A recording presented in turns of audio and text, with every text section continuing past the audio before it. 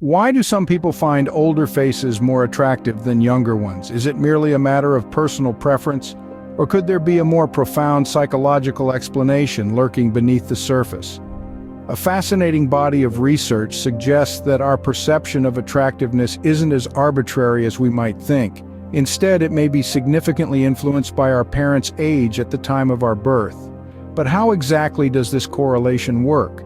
Studies in the field of evolutionary psychology propose that our preferences are subconsciously shaped during our formative years. The age of our parents, and more specifically, the age of their faces we grow accustomed to during childhood, can set a template for what we perceive as attractive in later life. Consider a study conducted by the University of St. Andrews in Scotland. The researchers found that people born to older parents in their 30s or 40s were more likely to find older-looking faces attractive than those born to younger parents.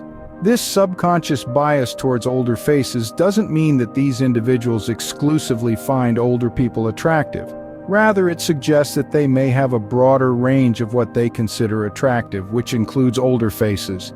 Isn't it fascinating to think that something as personal and subjective as our perception of attractiveness can be influenced by factors beyond our immediate control, like the age of our parents at our birth?